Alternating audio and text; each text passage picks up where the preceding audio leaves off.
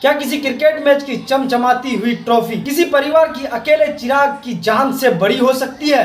क्या अपनी पसंदीदा टीम की विक्ट्री पर जश्न मनाने का मतलब यह है कि हम दूसरों की जिंदगी को खतरे में डाल दें? आज के इस वीडियो में हम बात करेंगे एक बेहद गंभीर और डार्क रियलिटी के बारे में, एक ऐसी रियलिटी जिसे हम अक्सर फैनहुड या लॉयलिटी कहकर छिपा देते हैं, पर असल में वो एक सड़क पर उतरा हुआ दंगा बन चुका है।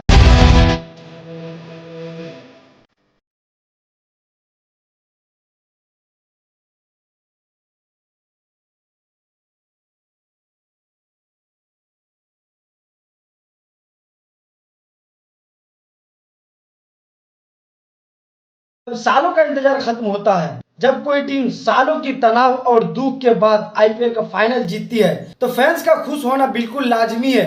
और जब आईपीएल 2025 में आरसीबी ने सालों का सूझा बूझा सिलसिला खत्म कर पहली बार ट्रॉफी उठाई तो पूरे देश में एक ऐसी तूफान आया जो पहले कभी नहीं देखा गया था। और फिर अगले ही साल आईपीएल 2026 में जब दोबारा वही इतिहास दोहराया गया तो यह जश्न एक नया खौफनाक लेवल पर पहुंच गया। लेकिन दोस्तों चलिए थोड़ा लॉजिकली इस पूरे सीन को एनालाइज करते हैं और समझते हैं कि आखिर दोनों साल के फाइनल्स के बाद हमारी सड़कों पर क्या हुआ। आईपीएल 2025 के फाइनल के बाद जो सड़क पर पागलपन दिखा वो एक बड़ा वार्निंग साइन था।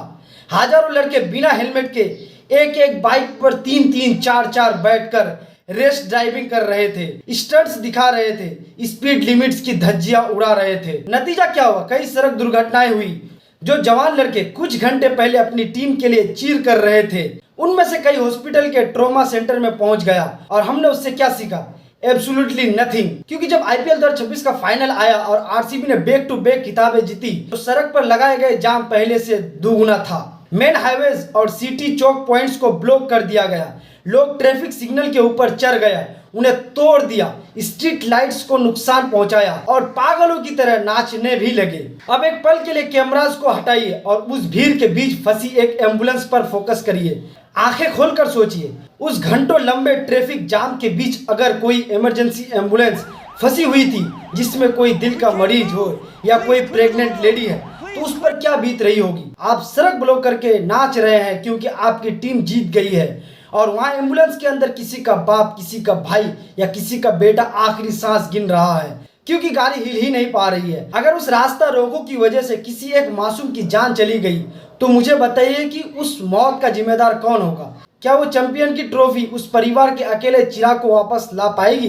बिल्कुल नहीं। सवाल ये उठता है कि आखिर एक नाम पढ़ा लिखा और समझदार इंसान भीड़ में आकर इतना वायोलेट और होश खो बैठने वाला कैसे बन सकता है? इसके पीछे एक बहुत गहरी ह्यूमन साइकोलॉजी काम करती है जिसे साइंटिस्ट डी इंडिविजुएशन और मॉब मेंटेलिटी कहते हैं। जब आप अकेले होते हैं तो आपको कानून का डर होता है, समाज का डर होता है। आपको पता होता है कि अगर आपने सड़क तोड़फोड़ की तो पुलिस आपको पकड़ लेगी।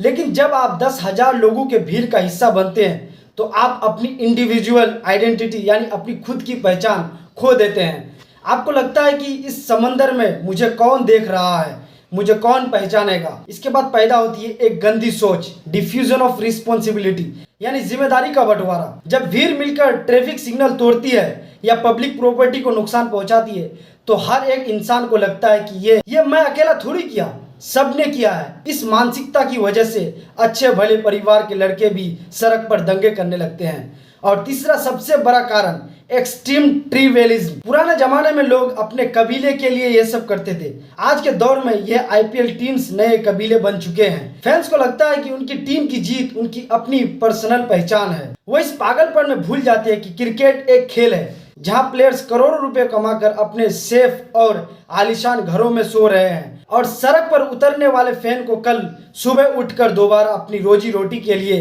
भटकना है। दोस्तों खुशी मनाना बिल्कुल गलत नहीं है। स्पोर्ट्स का मजा ही यह है कि वो आपको एक डोपामाइन हाई देता है, आपको एनर्जेटिक बनाता है। लेकिन हमारे यहाँ जश्न मनाने का तरीका इतना घटिया और गलत क्यों हो जा रहा है? दुनिया के बाकी देशों के एग्जांपल्स देखिए, चाहे वो फुटबॉल वर्ल्ड कप हो या ओलंपिक मेडल्स, वहां भी लाखों लोग सड़क पर आते हैं पर वहाँ एक सिविक सेंस होता है, एक कानून का डर होता है। वहाँ लोग डेसिग्नेटेड एरियाज में या पार्क्स में गाते और नाचते हैं, किसी का रास्ता नहीं रोकता, किसी की गाड़ी नहीं तोड़ती। लेकिन हमारे यहाँ 2025 और 26 के फाइनल्स के बाद जश्न का मतलब बन चुका है दूसरों को परेशान करना, हेवी साउंड सिस्टम बजाकर बीमार लोगों को, बूढ़े बुजुर्ग की नींद हराम करना, सड़क पर चलने वाले परिवार और लेडीज के लिए एक अनसेफ और डर का माहौल पैदा करना। जब आप एक ट्रैफिक सिग्नल्स तोड़ते हैं तो आप आने वाले कई दिनों के लिए सड़क पर एक्सीडेंट्स का इंतजाम कर रहे होते हैं। ये जश्न नहीं है, ये सीधे सीधे मासूम जनता के खिलाफ एक दंगा है।